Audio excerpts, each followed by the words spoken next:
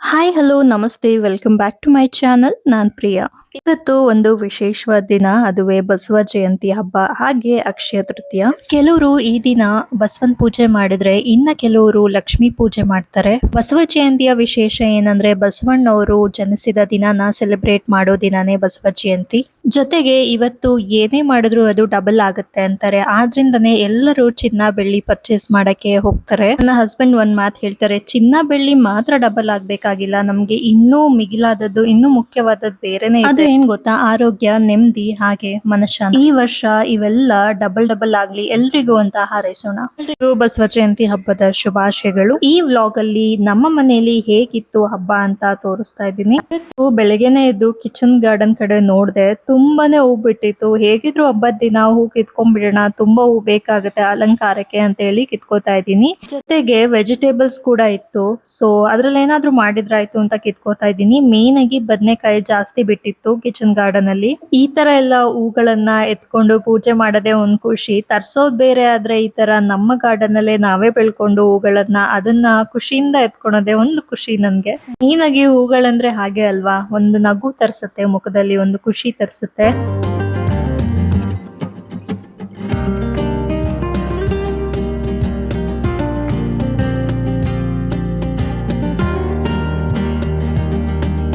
ಹೂವೆಲ್ಲ ಎತ್ಕೊಂಡ್ ಬಂದಿದ್ದಾಯ್ತು. ಹಾಗೆ ಮನೆ ಬಾಗ್ಲು ಕೂಡ ಸ್ವಚ್ಛ ಮಾಡ್ಕೊಳ್ಳೋಣ, ಬೆಳಗ್ಗೆನೆ ಒಂದ್ ಒಳ್ಳೆ ರಂಗೋಲಿ ಹಾಕೋಣ ಅಂತ ಹಾಕೋತಾ ಇದ್ದೀನಿ. ನನ್ಗೆ ಹಬ್ಬದ ದಿನ ಈ ತರ ಎಲ್ಲ ಅಲಂಕಾರ ಮಾಡೋದು, ರಂಗೋಲಿ ಹಾಕೋದು, ಅದಕ್ಕೆ ಕಲರ್ ಹಾಕೋದು ಅಂದ್ರೆ ತುಂಬಾನೇ ಇಷ್ಟ. ಇವಾಗೆಲ್ಲ ಬಿಡಿ ಆರ್ಟಿಫಿಷಿಯಲ್ ಆಗಿ ವೈಟ್ ಪೇಂಟ್ ನ ಹಚ್ಬಿಟ್ಟು ಬಾಗ್ಲಿಗೆ ಬಿಟ್ಬಿಡ್ತಾರೆ. ಯಾರ ದಿನ ರಂಗೋಲಿ ಹಾಕದಂತ. ಇದು ಸಿಟಿ ಕಡೆ ಮಾತ್ರ ಅಲ್ಲ, ಹಳ್ಳಿ ಕಡೆನೂ ಈ ತರನೇ ಮಾಡ್ತಾರೆ. But there is a reason for everything ಅಲ್ವಾ. ಬರೀ ಅಲಂಕೃತಕ್ಕೆ ಮಾತ್ರ ಅಲ್ಲ, ಇದರಿಂದ ಇರುವೆಗಳು ಅಥವಾ ಕೀಟಗಳು ಬರಬಾರ್ದು ಅಂತಾನೂ ಇದೆ ರೀಸನ್. ಸೊ ಅದು ಅವ್ರವ್ರಿಗೆ ಬಿಟ್ಟಿದ್ದು ಏನ್ ಮಾಡ್ಕೋತಾರೆ ಅಂತ. ಇನ್ನ ದೇವ್ರ ಮನೆನ ಹಾಗೆ ದೇವ್ರ ಫೋಟೋಗಳನ್ನ ಸ್ವಚ್ಛ ಮಾಡ್ಕೊಂಡಿದ್ದೆ ನೆನ್ನೆನೆ.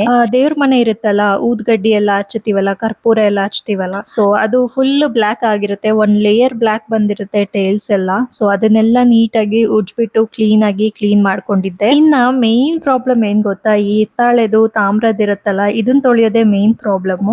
ಅದಕ್ಕೆ ಏನ್ ಮಾಡ್ಕೋತೀನಿ ಅಂದ್ರೆ, ಒಂದ್ ಪಾತ್ರೆಯಲ್ಲಿ ಬಿಸಿ ನೀರ್ ಇಟ್ಕೋತೀನಿ, ಅದ್ರ ಜೊತೆ ಹುಣಸೆ ಹಣ್ಣು ಹಾಗೂ ಡಿಟರ್ಜೆಂಟ್ ಪೌಡರ್ ಹಾಕೋತೀನಿ. ಅದ್ರೊಳಗೆ ಪಾತ್ರೆನ ಮುಳುಗಿಸ್ಬಿಟ್ಟು ಒಂದ್ 5 ನಿಮಿಷ ಕಾಯಿಸ್ಬೇಕು. ಆದ್ಮೇಲೆ ತಗೊಂಡ್ಬಿಟ್ಟು ಜಸ್ಟ್ ನಾರ್ಮಲ್ ಸೋಪ್ ಇರುತ್ತಲ್ಲ, ಅದ್ರಲ್ಲೇನೆ ಉಜ್ಜಿದ್ರೆ ಆಯ್ತು, ಬೆಳ್ಳಗಾಗತ್ತೆ ಎಲ್ಲಾ ಪಾತ್ರೆಗಳು. ನನ್ನ ಹತ್ರ ಜಾಸ್ತಿ ಈ ತರ ಬ್ರಾಸ್ ಆಗ್ಲಿ ಹಿತ್ತಾಳೆದಾಗ್ಲಿ ಇಲ್ಲ, ಬಟ್ ತುಂಬಾ ಇದ್ದವರು ಈ ತರ ಟ್ರೈ ಮಾಡಿದ್ರೆ ಅನುಕೂಲ ಆಗುತ್ತೆ. ಇನ್ನ ಪೂಜೆ ಆದ್ಮೇಲೆ ನೈವೇದ್ಯಕ್ಕೆ ರಸಾಯನ ಮಾಡ್ಕೊಳ್ಳೋಣ ಅಂತ ಬಾಳೆಹಣ್ಣಿಂದ ರಸಾಯನ ಮಾಡ್ಕೋತಾ ಇದ್ದೀನಿ. ಇಲ್ಲಿ ನಾನು ಪಚ್ಚ ಬಾಳೆಹಣ್ಣು ತಗೊಂಡಿದ್ದೀನಿ. ಯೂಶಲಿ ನಮ್ಮ ಮನೇಲಿ ನನ್ಗಾಗ್ಲಿ ಅಮ್ಮಗಾಗ್ಲಿ ನನ್ನ ಹಸ್ಬೆಂಡ್ಗಾಗ್ಲಿ ಪುಟ್ಟ ಬಾಳೆಹಣ್ಣು ಇಷ್ಟ ಆಗಲ್ಲ, ಪಚ್ಚ ಬಾಳೆಹಣ್ಣೆ ತಿನ್ನಕ್ ಇಷ್ಟ ಆಗೋದು.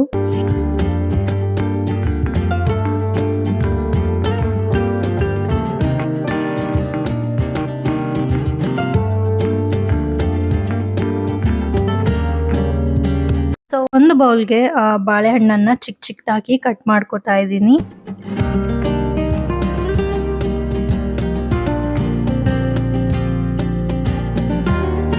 ಇದಕ್ಕೆ ನಾನು ಇವತ್ತು ಸಕ್ಕರೆ ಸೇರಿಸ್ತಾ ಇಲ್ಲ, ಬೆಲ್ಲವನ್ನ ಸೇರಿಸ್ಕೊತಾ ಇದ್ದೀನಿ. ಸಕ್ಕರೆ ಅಂತೂ ಲಿಮಿಟ್ ಮಾಡಿದೀವಿ ನಾವು, ಹಾಗಾಗಿ ಅದ್ರ ಜೊತೆ ಸ್ವಲ್ಪ ತುಪ್ಪ ಹಾಗೆ ಸ್ವಲ್ಪ ಹಾಲನ್ನು ಕೂಡ ಸೇರಿಸ್ಕೊತಾ ಇದ್ದೀನಿ. ಹಾಲನ್ನ ಸೇರಿಸ್ಕೊಂಡು ಇದನ್ನ ಒಂದ್ ಸೈಡ್ಗೆ ಎತ್ತಿಡ್ತಾ ಇದ್ದೀನಿ, ಸೆಟ್ ಆಗ್ಲಿ ಅಂತ.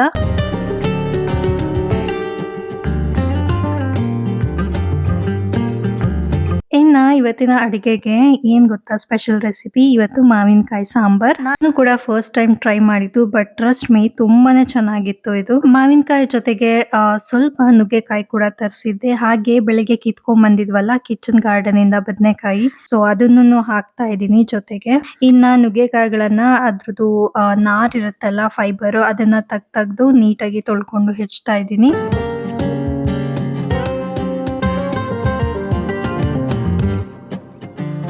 ಹಾಗೆ ಮಾವಿನಕಾಯಿ ಹೆಚ್ಚಕ್ ಶುರು ಮಾಡಿದ ತಕ್ಷಣ ಬಾಯಿ ನೀರು ಶುರು ಆಗೋಯ್ತು. ಮಾವಿನಕಾಯಿ ಅಂದ್ರೆ ಹಾಗೆ ಅಲ್ವಾ, ಅದನ್ನ ಹೆಚ್ಚುತ್ತಿದ್ದಂಗೆ ಉಪ್ಪು ಖಾರ ಹಾಕೊಂಡು ತಿನ್ನೋ ರುಚಿನೇ ಬೇರೆ, ಆ ಮಜಾನೇ ಬೇರೆ.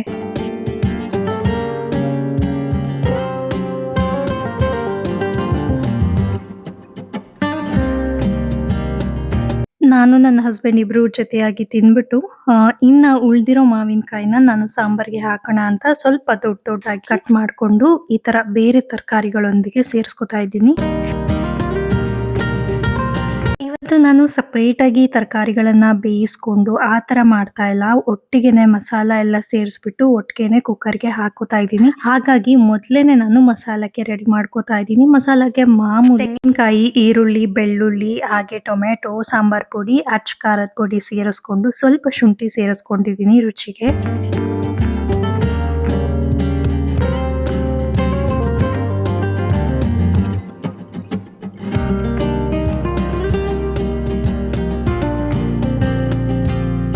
ಇನ್ನ ಸಾಂಬಾರ್ಗೆ ತೊಗರಿಬೇಳೆನ ಹಾಕೋತಾ ಇದ್ದೀನಿ. ಚೆನ್ನಾಗಿ ತೊಳ್ಕೊಂಡು ಕುಕ್ಕರ್ನಲ್ಲಿ ಇಟ್ಕೊಂಡೆ.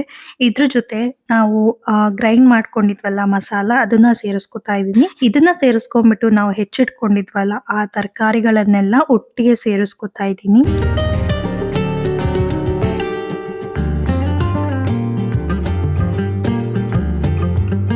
ಇನ್ನ ಇದನ್ನ ಏನ್ ಮಾಡೋಣ, ಕ್ಲೋಸ್ ಮಾಡ್ಬಿಡೋಣ ಲಿಡ್ನ. ಇದನ್ನ 1 ಅಥವಾ 2 ವಿಷಲ್, ಬೇಳೆ ಬೇಯಲ್ಲ ಅಂದ್ರೆ 2 ವಿಷಲ್ ಕೂಗಿಸ್ಕೋಬಹುದು. ಅದನ್ನ ಬೇಯೋದಿಕ್ಕಿಟ್ಟು ನಾನು ಫ್ರೆಶ್ ಅಪ್ ಆಗಕ್ ಹೋದೆ, ಸ್ನಾನ ಎಲ್ಲ ಮುಗಿಸ್ಕೊಂಡ್ಬಿಡೋಣ ಅಂತ. ಅಷ್ಟರಲ್ಲಿ ನನ್ನ ಹಸ್ಬೆಂಡ್ ಕೂಡ ಕಿಚನ್ ಗಾರ್ಡನ್ ಇಂದ ಬಾಳೆ ಎಲೆ ತರಕ್ ಹೋಗಿದ್ರು.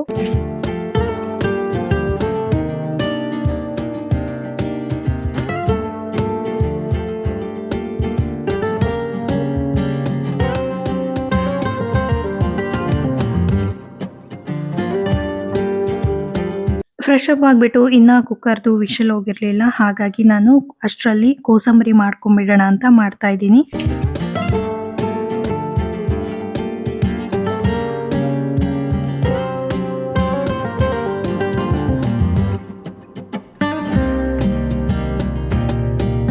ಸಾಂಬಾರ್ಗೆ ಕೊನೆಯದಾಗಿ ಒಗ್ಗರಣೆ ಸೇರಿಸ್ಕೊಂಡ್ಬಿಡೋಣ ಅಂತ ಮಾಡ್ತಾ ಇದ್ದೀನಿ. ಇಲ್ಲಿ ಎಣ್ಣೆ ಹಾಕ್ಬಿಟ್ಟು ಅದಕ್ಕೆ ಸಾಸಿವೆ, ಸ್ವಲ್ಪ ಜೀರಿಗೆ, ಹಾಗೆ ಕರಿಬೇವಿನ ಸೊಪ್ಪು, ಸ್ವಲ್ಪ ಒಣಮೆಣಸಿನ್ಕಾಯಿ ಹಾಕಿ ಹುರ್ಕೊಂಡ್ಬಿಟ್ಟು ಅದನ್ನ ಸಾಂಬಾರ್ಗೆ ಸೇರಿಸ್ಕೊತಾ ಇದ್ದೀನಿ.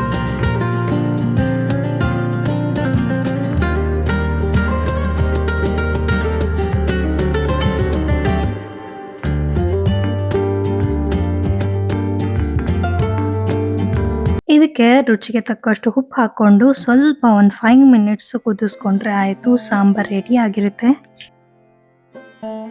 ಇನ್ನು ಅಡುಗೆ ಮುಗಿಸ್ಕೊಂಡ್ಬಿಟ್ಟು ಪೂಜೆನೂ ಮುಗಿಸ್ಕೊಂಡ್ಬಿಡೋಣ ಅಂತ ಇಲ್ಲಿ ಫೋಟೋನೆಲ್ಲ ತೊಳೆದಿದ್ನಲ್ಲ, ವಾಶ್ ಮಾಡಿದ್ದೆ, ಹಾಗೆ ಒರೆಸ್ಕೊಂಡಿದ್ನಲ್ಲ, ಹಾಗಾಗಿ ಅದಕ್ಕೆಲ್ಲ ವಿಭೂತಿನ ವಾಪಸ್ ಇಟ್ಬಿಟ್ಟು ಅದಕ್ಕೆ ಅರಿಶಿನ ಕುಂಕುಮ ಎಲ್ಲ ನೀಟಾಗಿ ಇಟ್ಬಿಟ್ಟು ಅಲಂಕಾರ ಮಾಡ್ತಾ ಇದ್ದೀನಿ. ಬಸವಣ್ಣವರು 12ನೇ ಶತಮಾನದಿಂದಲೇ ಎಷ್ಟೊಂದು ಜೀವನಕ್ಕಾಗುವಷ್ಟು ಪಾಠನ ಅವರ ವಚನಗಳ ಮೂಲಕನೇ ಹೇಳ್ಬಿಟ್ಟಿದ್ದಾರೆ. ನಮ್ಗೆ ನಿಮ್ಗೆ ಎಲ್ಲ ಸ್ಕೂಲ್ನಲ್ಲಿ ಇರುತ್ತಲ್ಲ ವಚನಗಳು, ಅಷ್ಟನ್ನ ಅನುಸರಿಸ್ಕೊಂಡ್ರೆ ಸಾಕು, ಜೀವನ ಪಾವನ ಆಗುತ್ತೆ ನಮ್ದು. ಬಟ್ ಅದನ್ನ ಅಲ್ಲೇ ಅಲ್ಲೇ ಬಿಟ್ಬಿಟ್ಟು ಮುಂದೆ ಹೋಗ್ತಾ ಇರ್ತೀವಿ ಜೀವನದಲ್ಲಿ. ಇದರಲ್ಲಿ ಈ ಕಾಲಕ್ಕೆ ತಕ್ಕಂತೆ ಒಂದು ವಚನ ನನ್ಗೆ ನೆನಪಾಯ್ತು ಇವಾಗ, ಕೇಳಿ.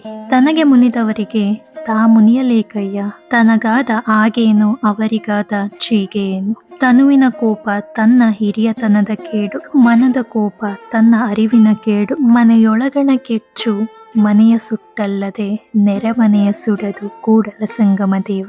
ಬಹುಶಃ ಅರ್ಥ ಆಗಿರುತ್ತೆ ಅಂತ ಅನ್ಕೋತೀನಿ.